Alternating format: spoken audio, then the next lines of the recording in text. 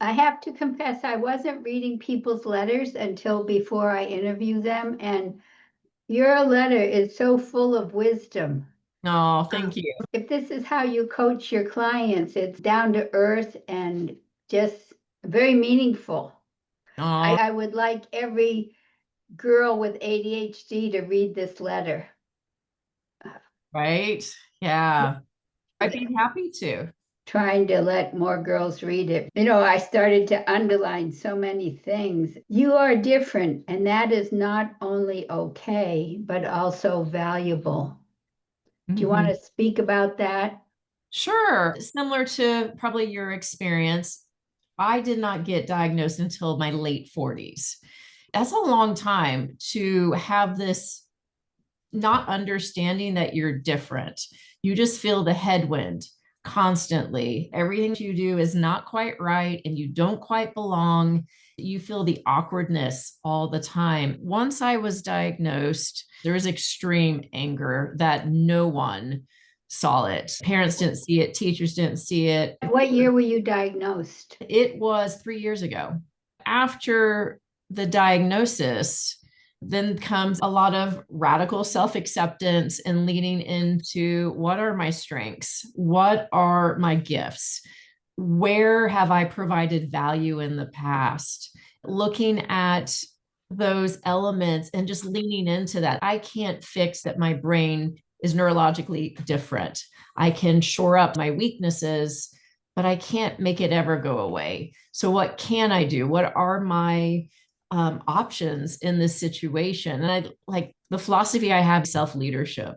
You can't choose your lot, but you can decide how to lead yourself with what you have. I tried so many different things to make myself feel content. I tried all sorts of hobbies, all sorts of careers. It frustrated me early on because you look back and you're like, what's wrong with you? You can't stick with anything. There's a lot of shame there that Yeah. you see your colleagues having this progression up the corporate ladder or their personal businesses, and you feel like you're toiling in this medium area. You're not really going anywhere. But you look back and with the grace of radical self acceptance and okay, I now understand how my brain works. It's okay. You got to have a lot of cool experiences that not very many people got to have. So you have breadth. I've built telescopes. I'm a ham radio operator. I've done whitewater kayaking. I've done flower farming. I've had my own photography business. If we have these experiences, we wouldn't want to give up. No, not at all. Very adventuresome, right? Rather than being driven by the pain of ADHD that you don't have enough dopamine, you can understand that, all right, I'm feeling restless. Let's do something with that restlessness, but with awareness and intention. It's directed and it's not haphazard. Right. You can celebrate the parts of yourself that love adventure instead of pondering, why am I jumping from thing to thing? If you think about it, if you look at your past, it's not completely random. Your brain really does jump to the things that you're truly interested in. It Mhm. seems like it's all over the place, but if you plot all the places you've been, you realize they have a theme. It's like going around a spiral staircase. Oh, we're doing that thing again. We're starting Oh, another career, another business. But if as you go around, you're like, oh, you like entrepreneurism, you like outdoors, you like fitness. There are yeah. things about you that keep coming back around as themes. Those are your areas when you feel restless, you can back into and have progress in a couple of areas rather than a lot of progress in a lot of areas. I've heard recently about a psychologist who talks about intensities. If you looked at your life of the areas where you were intensely interested, those Right. are the things. Absolutely. Yes. The thing you bring up of the circular staircase, I use that image too. I talk about it as the way to heal from your ADHD, learning one new behavior at a time and creating a bigger and bigger toolkit of how you manage this condition that you have been assigned for your life. Right. The idea that's important is that you're not going around and going nowhere. You're actually going Circle, you're up. going up. Yes, you're going up. You also mentioned about discernment. Do you want to talk about that? when you have ADHD and you don't understand what it is, you don't want to fully feel the pain of what your life experience is. So you either like magical thinking or denial or avoidance as a strategy. I had this naivete. That's where my brain went back to a 6-year-old self of it's good, everything's good. Don't look at the ugly, just pretend it's all happy. The trouble with that mindset, it does protect you in a sense, but it puts you in situations where people take advantage of you. We have a kind of an innocence or an immaturity, a lack of sophistication. Absolutely. Yes, I think it's a self-protection mechanism. And when you have limited executive function is really maturity, the ability to make good decisions, ability to not be impulsive. Yes, be patient, see the long term, have a long-term plan. We don't like long-term plans.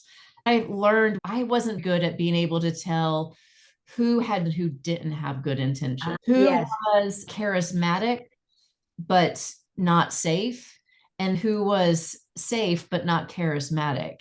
On the other hand, people with ADD say they have a spidey sense. They can intuitively understand who's a good person or who's not. It's working. Exactly. Now that I'm not afraid of looking at the ugly, like there was this innocent shielding that I had as a strategy.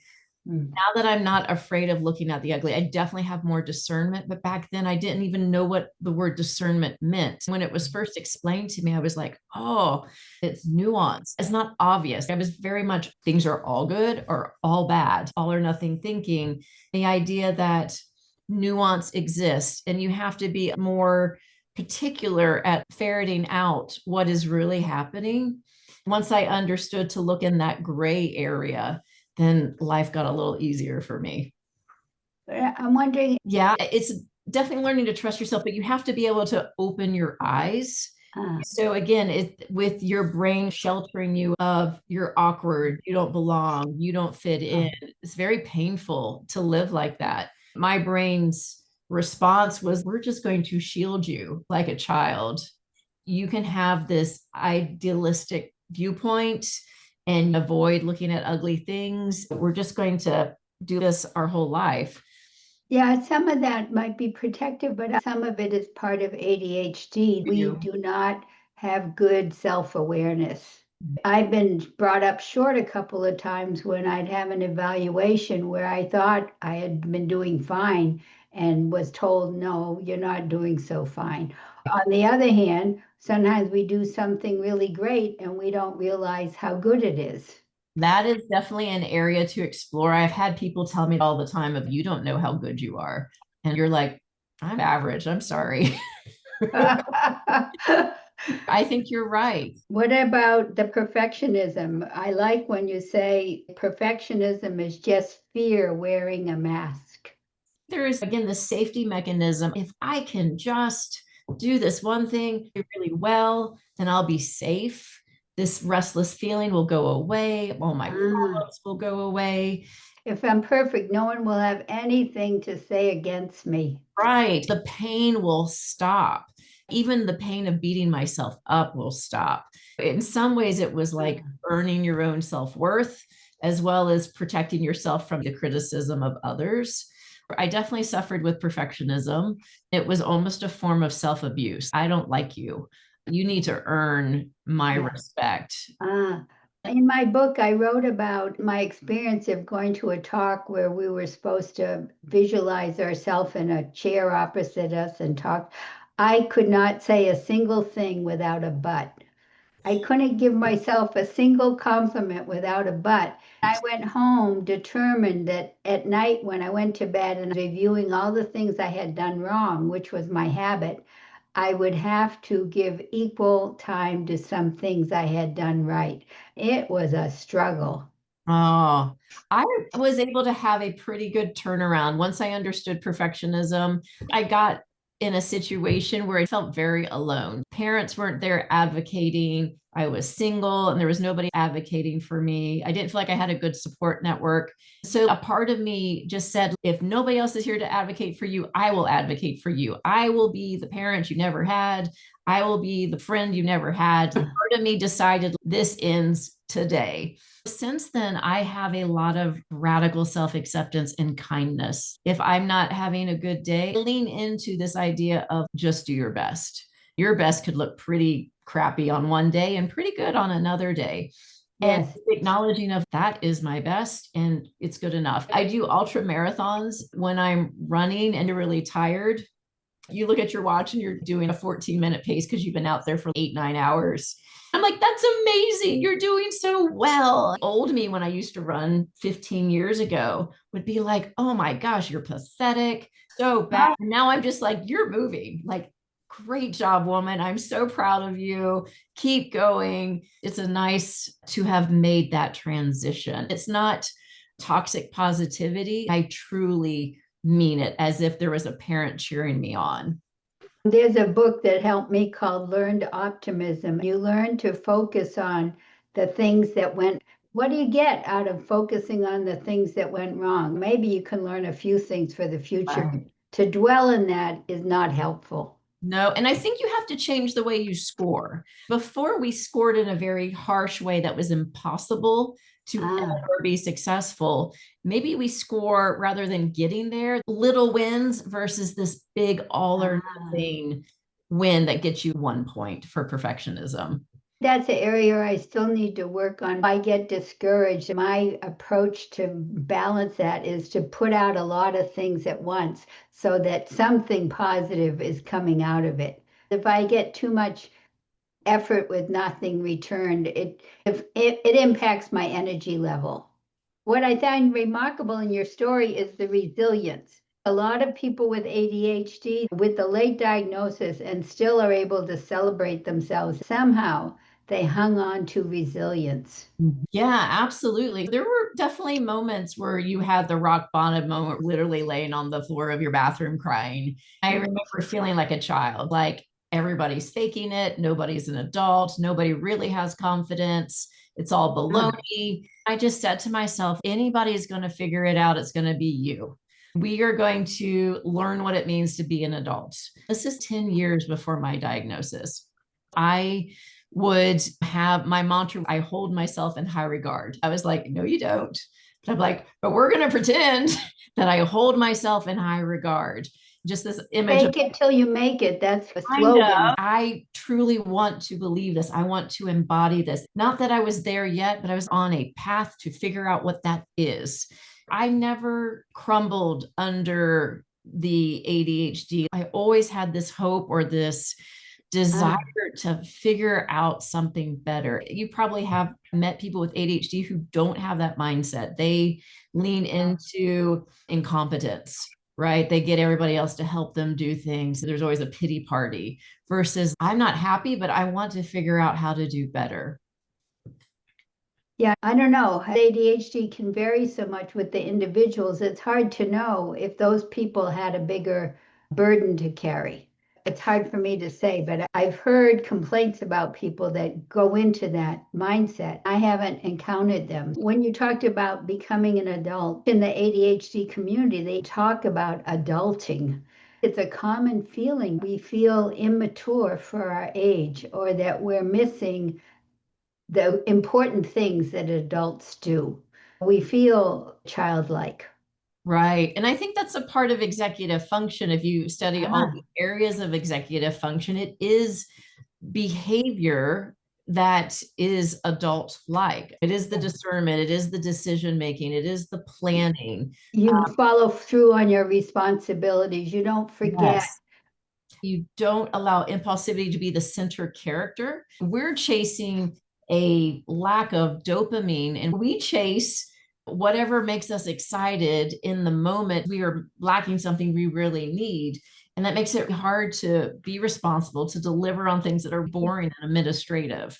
Is there anything that you would like to tell a young girl today who's learning she has ADHD? One of the things that has helped me, and I didn't understand until recently, is movement, fitness, exercise. It is valuable to lean into that in a way that you find interesting. The more I can consistently exercise, the more access I have to dopamine, the more the impulsivity and then the emotional dysregulation calms down. The rejection sensitivity calms down. The great thing about exercise is you can earn a lot of self-confidence, earn a lot of self-respect. That's also why we beat ourselves up. The perfectionism is because of our history of going all over the place and not being able to meet expectations from other people. We have a low sense of self-esteem. Sport, fitness, exercise, it's a low bar of entry in order to see consistency and start to feel good about yourself. You've got the whole brain body connection that helps. I would highly encourage girls is to find some type of movement activity that you can consistently do, or find a way that like parents or groups structure get you to do that consistently so you have more access to that executive function. If you get into a sport and get good at it, that can feed your self-esteem along with all the other things that exercise provides for you. It has to be certain kinds of exercise. When we work our body really hard, that gives us the most feedback. Something really physical is going to be more satisfying for someone with ADHD. I agree. I don't want to discourage people if the barrier to entry is too high. So just baby step it, but you're absolutely right. I personally won't tell people do really hard things in your exercise. But as a child, you could give them a list of things: karate, yoga, swimming, cross country. See if you could interest them in the things that you know, right, in the long run are going to be the best for them. Yeah, I think that's a good point for the parents out there. Get their children into those high intensity sports so that they can have that extra dopamine and burn off some of that restless energy. Thanks, Angela. We got in a lot of good tips.